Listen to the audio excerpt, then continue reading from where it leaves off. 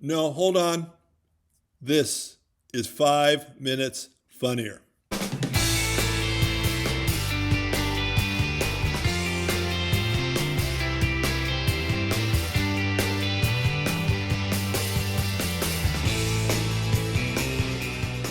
Hi, and welcome to 5 Minutes Funnier, the comedy how-to. I'm your host, Jimmy England, here with the last episode of the year. And I thought what we should talk about are a few strategies that you can use when dealing with hecklers. The thing to remember about hecklers is they have one idea in their head, and that is they want to get into the act.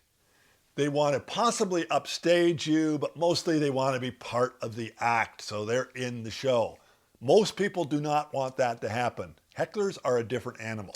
You have to keep the audience on your side no matter what they do or what you're going to say. Because if you alienate the audience, you aren't going to win.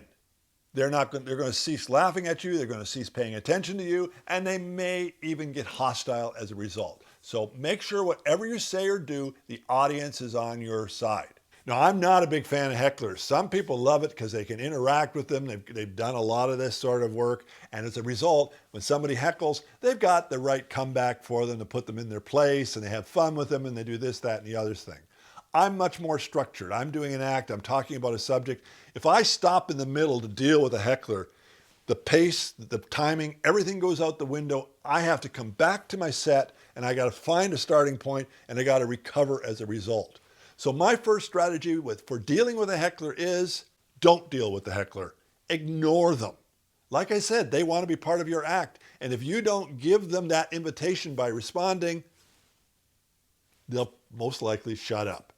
A second way to approach it is to get the people that are sitting with this person on your side and against the heckler. Something along the lines of, well, you must really be regretting taking him out of rehab today, right? And things along that nature that say, we understand it's not your fault.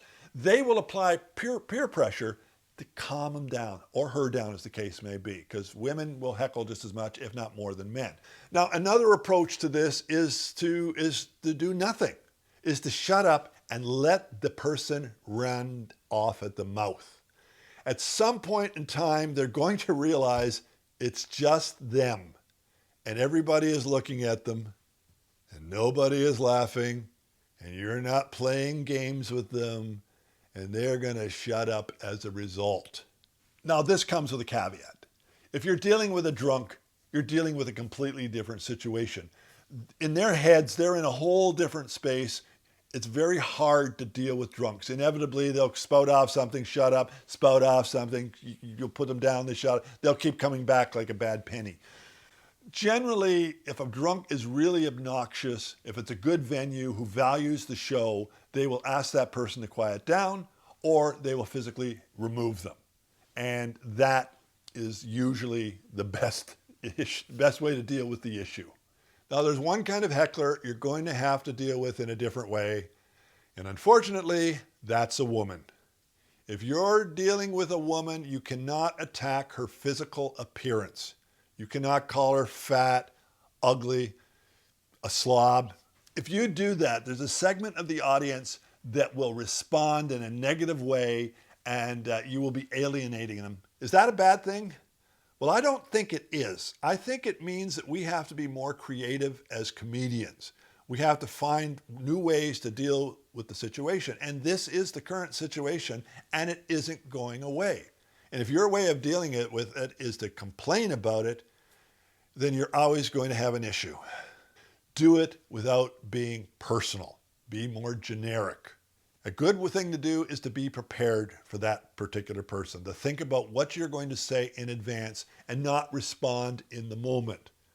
In the moment is a good place to be, but in that situation, maybe it isn't. You don't want to end up doing the equivalent of what Michael Richards did in a club that cost him his career and his position within the comedy world. That's it for 5 Minutes Funnier. I hope this helped you, and that it gave you at least some new strategies for dealing with a difficult patron in your bar or club or wherever the heck you are doing your show.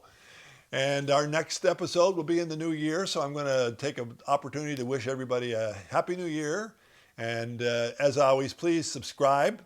Please hit the like thumbs up. It really makes a big difference. These videos are aimed at a very small community of comedians. If you can share it with somebody else, I would greatly appreciate it. And it'll help us all become funnier as a result. So Happy New Year to everybody, and be even funnier in the new year.